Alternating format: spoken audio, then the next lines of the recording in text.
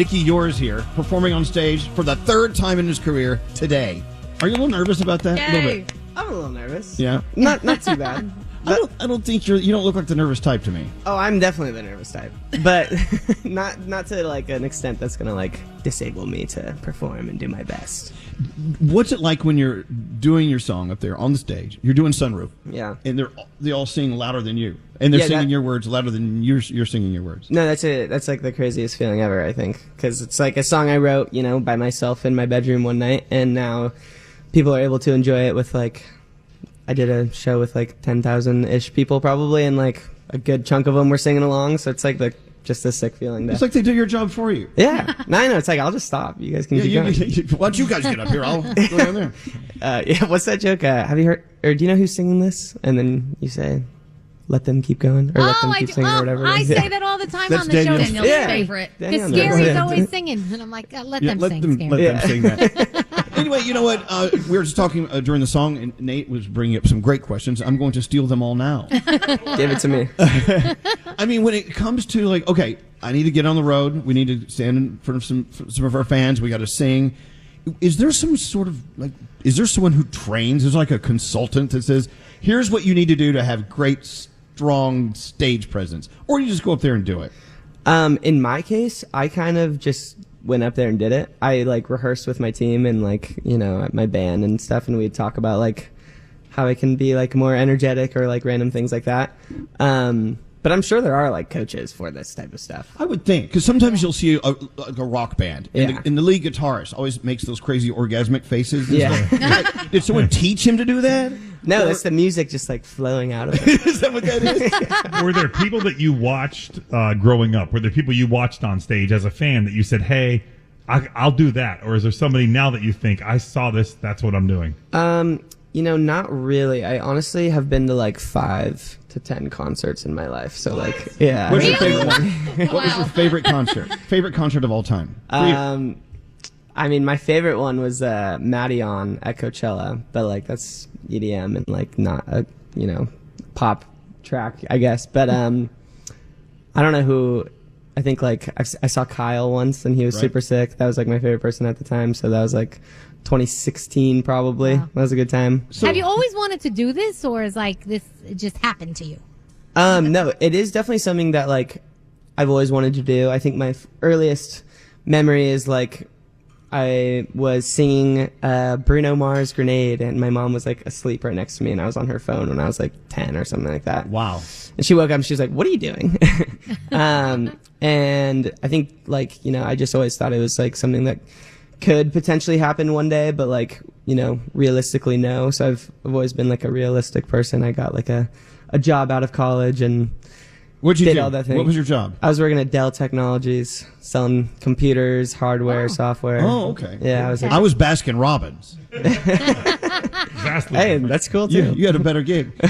So it's easy for us to sit here and just come up with questions about what you do because we're trying to understand it better. Yeah. But I must take it back to your story, which is basically a guy who liked to write music and then started performing it, and now he's on a stage in Miami. It's like, do you ever wake up and go, well, how did I get here? What is all the time. Yeah. Yeah, no, like every day, the last like 6 months. Like, I think I have so many friends that are still trying to do what I do, like from high school and stuff. Right. And I just feel very blessed, I suppose, to like be able to wake up and actually do it. I think everyone around this table right now is extremely blessed. Yeah. Yep. Now, here's another one. How do you feel about 6 people asking rapid fire questions at 100 miles per hour? Because that's what's happening to you right now. Yeah, no, now it's good. But before it was pretty freaky for a little bit. It took me like, 5 interviews before I like was like, all right, I feel like pretty decent doing this. You just They got to don't remind train yourself. you? Yeah, is there media training? I think There's media training. Yeah. And I did that with a very lovely person, and she helped me a ton. But my first like 2 or 3 weren't with her, or before that, and or before her.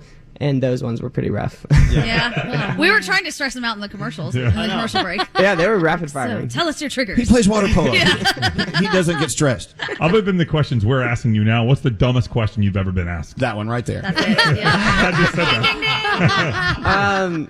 Honestly, my least favorite question, and it's asked every time because it's not a bad question. It's like a very fair question is just how do you feel about like all of this, like, or like did you expect it? Because it's like, obviously I didn't expect it, and like obviously like I feel amazing because it's like the coolest thing ever. That was my next question. Fine, be that way. But it's a very fair question, so I don't know.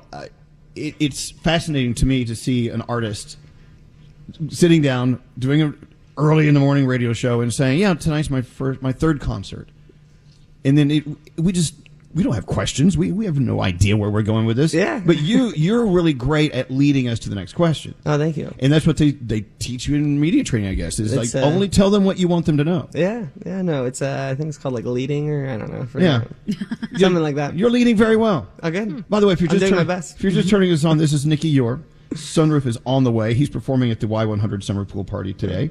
Go rapid fire. Embarrass him. Let's throw him off. Well, this is my favorite time to catch artists because it's the beginning and you're so excited, and we have a pool party coming today. It's gonna be so sick. Are you ready for it? I'm ready for it. I've never been to Miami either, so this is like This is your first time? It's my first Miami pool party. We got you. Yeah. Why is everyone like, what? I don't know. People It's never shocking. He's famous, Elvis. I thought he would have done this like 100 times. He's famous. Well, okay, thank you, Nick. We're getting Nate. there. I know, but you know what? You look at the artists that have been around for a while, and you see that. I mean, they go on excruciating tours. I mean, they are sleeping in a different hotel room every single night, and they are like waking up and saying hello and forgetting who they're talking to. Is this Dayton? Where are we? Yeah. What time is it? It's got to be like a cool and a weird thing for you to see what everybody does with your music online, because we were talking about this. My most watched video on Instagram has your song in it. Do you see some stuff that people have done and you just think, damn it, get that off of there? Or do you love it? There's definitely been some weird ones. I'm trying to remember. I was just talking to my friend about one, and can't remember it exactly, but there are definitely some videos where I'm like, all right, I don't love like my song being represented by this, but it's like out of my control. And if I'm going to release anything onto the internet, like I have to be willing to accept kind of what happens to it at some point. So challenge on. Yeah.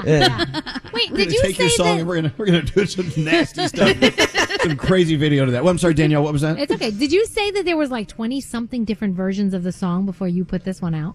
yeah, there was 23 different versions before I put it out. And they were all just like very slight, like different different things going on with each one.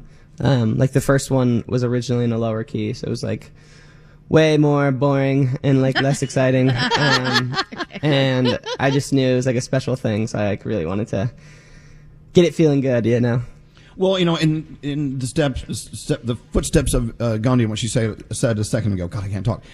It's great to meet you at this point in your career, and we're going to be rooting for you when you're on the Thank you so stage much. by the pool at the Fountain Blue. Yeah. Do I have to tell them my boring story? It's not boring. It's not. It's not boring. I was conceived in that room right up there. It really was. It really was. It really was. And so during the interview, during your song, I want you to look up there and just kind of imagine my who mom else and is being dad conceived. going for it. Can you imagine that? It is a, you know, if you're going to be Is that conceived, like a good side, if you're or? going to be conceived, do it here at the Fountain Blue. It's a beautiful place. Okay. It's a pleasure to have you here, Nicky. Thank you so much. Thanks for having me.